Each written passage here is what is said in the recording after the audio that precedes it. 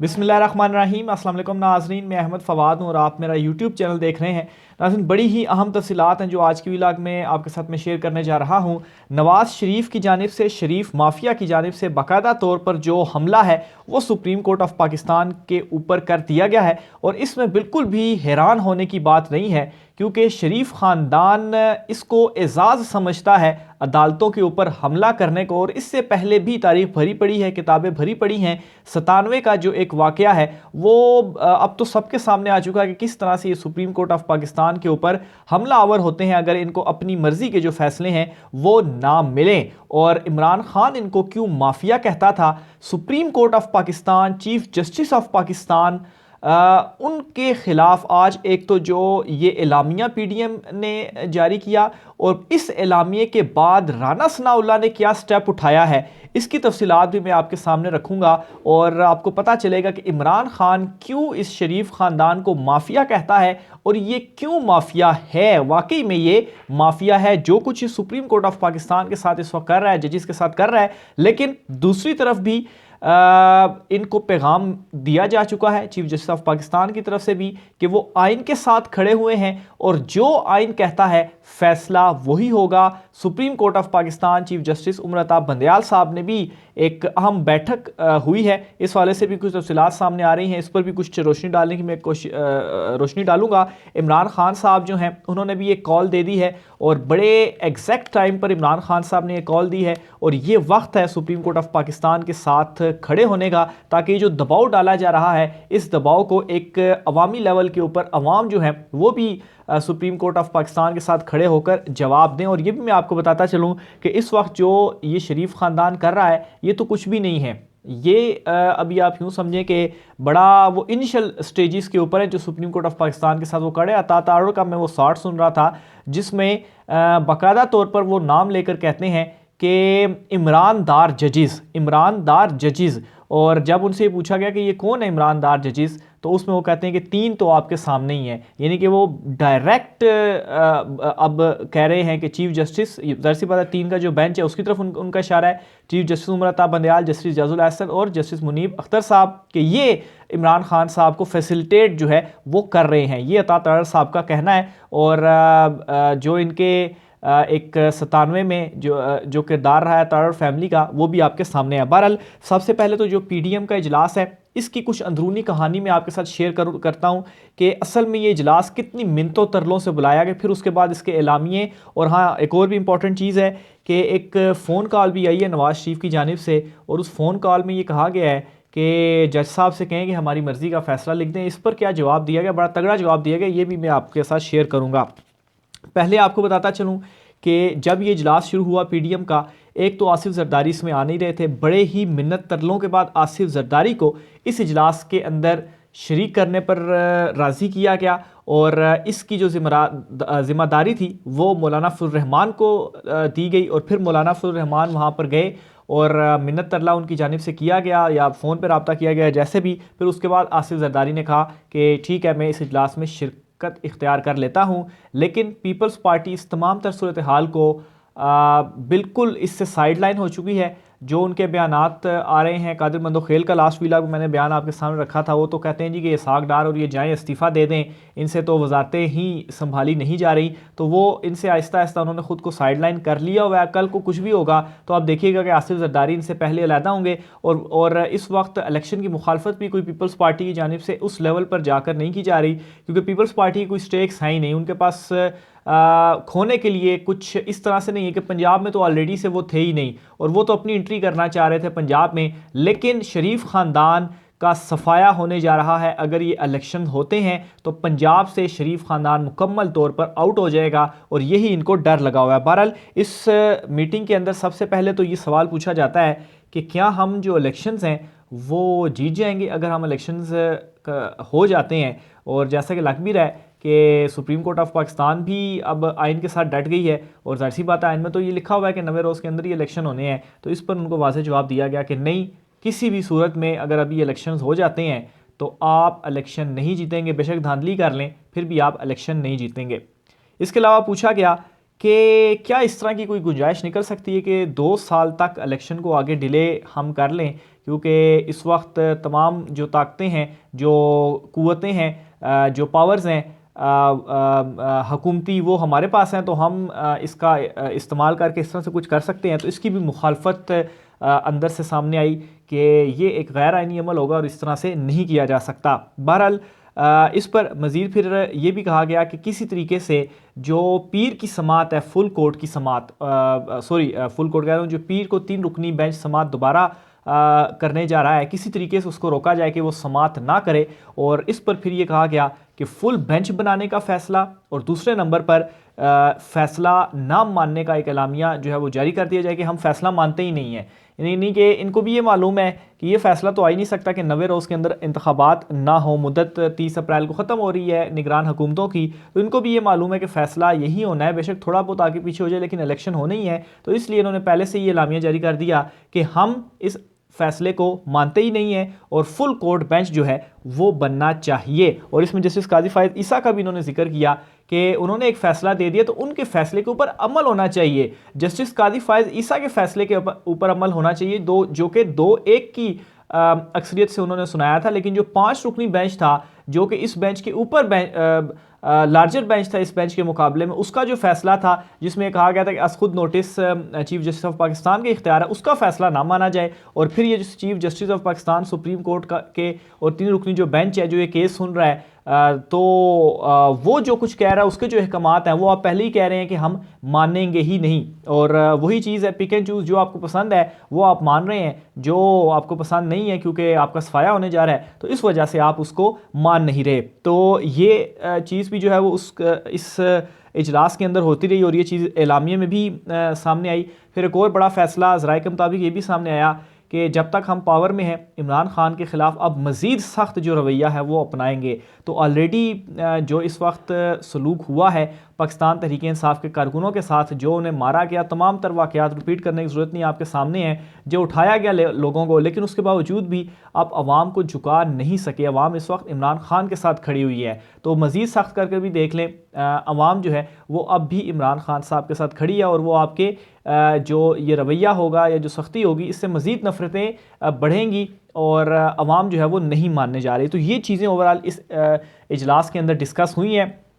फिर इस इजलास का जो एलामिया है उसकी तरफ मैं आता हूँ और कि इस इजलास के एलामिया में क्या कहा गया है। एक तो जो सारी डिटेल के मरीम नवाज़ और आसिफ जरदारी, अच्छा आसिफ जरदारी ने जहाँ पर वो एडमिट है, बिस्तर पे हैं, वहाँ से वीडियो लिंक के ज़रिए इन्होंने शिरकत की और नवाज़ शरीफ ने भी वीडियो लिंक के ज़रिए शिरकत की और फिर उसके बाद ये इजलास जो है वो हुआ। और इस इजलास के एलामिया में ये कहा गया कि बदकिस्मती से मुल्क के इंतज़ामी मसले को आइनी और सियासी बहरान में तब्दील कर दिया गया है। सुप्रीम कोर्ट का लार्जर बेंच पहले ही 3 के मुकाबले में 4 की अक्सरियत से इंतखाबी दरखास्तें मुस्तरद कर चुका है। वो अज़ खुद के मामले के ऊपर उनको एतराज़ था। 90 दिन का मामले के ऊपर उन्होंने भी कोई इख्तलाफी नोट उनका सामने नहीं आया। चीफ जस्टिस अपने अक़लियती फ़ैसले को अक्सरियत पर मुसल्लत करना चाहते हैं। मज़ीद कहा गया कि जस्टिस काजी फायज़ ईसा ने ज़ेर समात मुकदमात पर कार्रवाई से रोकने का कहा। इस फैसले का एहतराम करना सब पर लाजिम है। जस्टिस जादुल अहसन का दोबारा 3 रुकनी बेंच में शामिल होना सरासर गैर मुनसिफाना है। सियासतदानों से कहा जा रहा है कि वो मिलकर बैठें, मगर सुप्रीम कोर्ट खुद तकसीम का शिकार है। PDM जमातों का कहना है कि इस वक्त हालात का तकाजा है कि चीफ जस्टिस और दीगर 2 जजेस इंतखाबी केसेस से मुतल्लिक मुकदमात से दस्तरबरदार होने का ऐलान करें। इंतखाबात का इनेकाद इलेक्शन कमीशन का इख्तियार है। सुप्रीम कोर्ट को एक आज़ाद और ख़ुद मुख्तार इलेक्शन कमीशन के इख्तियार में मुदाखलत नहीं करनी चाहिए। सुप्रीम कोर्ट में 4 रुकनी अक्सरियती फ़ैसले को मानते हुए मौजूदा अदालती कार्रवाई को ख़त्म किया जाए। तो ये जो उनका एलामिया है और ये जो प्रेशराइज़ करने की कोशिश है ये PDM की जानिब से आज दोबारा से की गई है। इसके अलावा नाजरीन, राना सनाउल्लाह ने बाकायदा तौर पर हमला कर दिया है और राना सनाउल्लाह ये कहते हैं कि ये जो 3 जजेस हैं, इन 3 जजेस के ख़िलाफ़ रेफरेंस दायर करने का जो मामला है वो ज़ेरे गौर है। और रेफरेंस किस चीज़ के ऊपर दायर करेंगे आप? इन्होंने कौन सा कोई गैर आइनी काम किया है जिसकी बुनियाद के ऊपर आप इनके ऊपर रेफरेंस दायर करेंगे? कहते हैं जी कि रेफरेंस दायर करने का फ़ैसला अभी हुआ नहीं, लेकिन हो सकता है तीनों जजेस साहिबान हर कीमत पर ख़ुद फ़ैसला करने पर बज़िद हैं। हमारे पास एहतजाज के अलावा कोई सूरत नहीं बचती। ये राना सनाउल्लाह की जानिब से कहा गया। उन्होंने कहा मज़ीद ये कहा कि तीनों जजेस के ख़िलाफ़ रेफरेंस दायर करने का जो मामला है वो ज़ेर गौर है। तीनों जजिस के खिलाफ रेफरेंस दायर करने का भी फैसला नहीं हुआ, लेकिन रेफरेंस दायर करने का फैसला हो सकता है। तीनों जजिस का एक लंबा रिकॉर्ड है कि ऐसे फैसले दिए जो नून लीग के ख़िलाफ़ थे। एक फ़ैसला ऐसा भी था जिसको सिर्फ नून लीग ही गलत नहीं कहती। अच्छा, ये जो नून लीग इस वक्त हुकूमत में बैठी है वो भी इसी आज खुद नोटिस और चीफ जस्टिस साहब भी उस बेंच में मौजूद थे जिन्होंने ये फैसला दिया था। कासिम सूरी की जो रूलिंग थी वो उड़ाई थी और उसके बाद ही आप इस हुकूमत में बैठने के काबिल हुए थे, नहीं तो अभी इलेक्शन होकर दोबारा से इमरान खान हुकूमत भी बना चुके होते। 11 माह इस बात को हो चुके हैं और अब ये कहते हैं कि ये इस तरह के फैसले दिए जो कि नून लीग के ख़िलाफ़ हैं। मज़ीद इस पर जो नवाज शरीफ हैं वो ये कहते हैं कि अटॉर्नी जनरल अदालत में पेश होकर अदालती कार्रवाई का बाइकआउट करें और अदालत को इस हवाले से मतला कर दें। अच्छा, इस पर भी मैं आपको बताता चलूँ कि ये समझते हैं कि अदालती कार्रवाई का बाइकआउट करने के बाद असरअंदाज हो सकेंगे।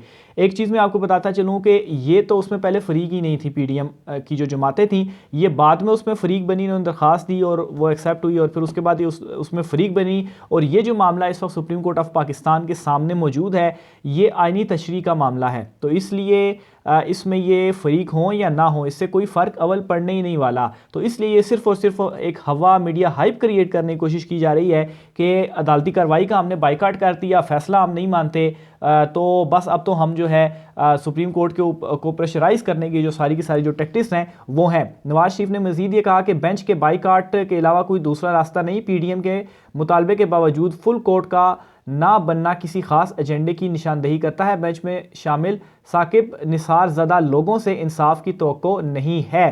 तो नवाज शरीफ साहब इंसाफ की तवक्को नहीं है तो फिर इस तरह से करें, सबसे पहले जो अपनी हुकूमत है इसको ख़त्म करें। शहबाज शरीफ भी यही जजेस उस बेंच में भी मौजूद थे, चीफ जस्टिस साहब ने ही वो नोटिस लिया था, तो फिर वो वाला फ़ैसला आप मान रहे हैं क्योंकि वो आपके हक़ में था और अभी आपको लग रहा है क्योंकि आइन में वाज़ेह लिखा हुआ है कि 90 दिन में इलेक्शन करवाने हैं, तो इसलिए आप ये नहीं मानते। तो पहले तो अपनी हुकूमत को ख़त्म करें, फिर उसके बाद ऐसे बयान दें। और फ़िलहाल तो आप खैर अदालतों के मफरूर भी हैं और मुजरिम भी हैं, इश्तिहारी भी हैं, और ऐसा शख्स जो अदालतों का मफरूर और इश्तिहारी है वो ये तमाम तर बातें कर रहा है। आगे चलकर नाज़रीन मज़ीद आपको बताता चलूँ, ये इस वक्त दावा किया जा रहा है कि नवाज शरीफ की जानिब से बड़े एक अहम बुज़ुर्ग को कॉल की गई है और उस बुज़ुर्ग को कॉल करने के बाद ये कहा गया है कि जज साहब से कहें कि हमारे हक़ में जो फ़ैसला है वो लिख दें, या हमारे हक़ में कोई इख्तलाफी नोट है वो लिख दें, या इसी तरह की कोई जो मामला है वो कर दें। ये किसी एक बड़े बुज़ुर्ग को जो है वो नवाज शरीफ साहब ने कहा है, लेकिन उन बुज़ुर्ग साहब की जानिब से नवाज शरीफ से ये कहा गया है कि मियाँ साहब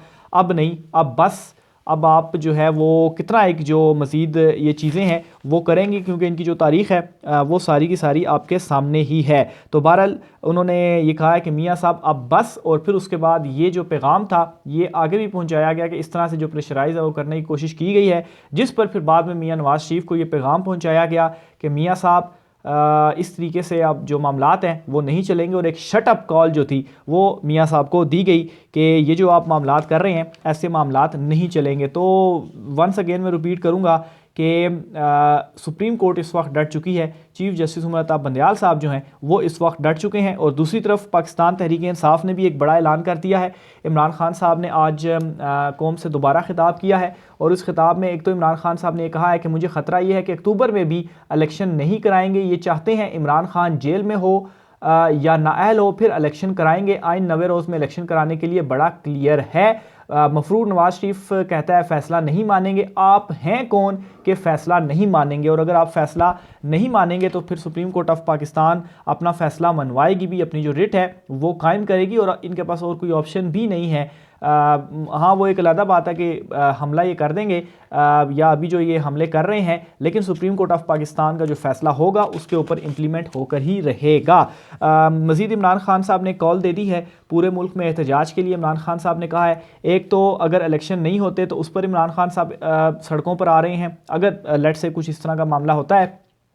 एहतजाज की जो कॉल आज इमरान खान साहब ने दे दी है, और दूसरे नंबर पर अदलिया बचाओ तहरीक का जो ऐलान है वो भी इमरान खान साहब ने किया है, और इस पर ख़ास तौर पर वकला से इमरान खान साहब ने निकलने की अपील की है और ये कहा है कि अदलिया के साथ अभी खड़े होने का वक्त है, तमाम लोग अदलिया के साथ खड़े हों, आइन के साथ, सुप्रीम कोर्ट ऑफ पाकिस्तान के साथ, चीफ जस्टिस उमर अता बंदयाल साहब के साथ खड़े हों और इस हवाले से मुख्तलिफ जो बार्स हैं उनकी जानिब से भी ऐलानात सामने आए हैं। तो आखिर में मैं रिपीट ये करूँगा कि ये 90 की दहाई नहीं है जहाँ पर आप इस तरह से हमले या जत्थे लेकर पहुँच जाते थे। तो अब दूसरी तरफ से एक तो इमरान खान भी साथ खड़ा हुआ है, वकला बरादरी जो है वो भी खड़ी हो गई है। तो अब अगर इस तरह का जो आप ये हरबे अपनाने की कोशिश कर रहे हैं ये आपके ऊपर ही बाउंस बैक होंगे। राय का सर कीजिएगा, मुझे इजाज़त दीजिए, अल्लाह हाफिज़।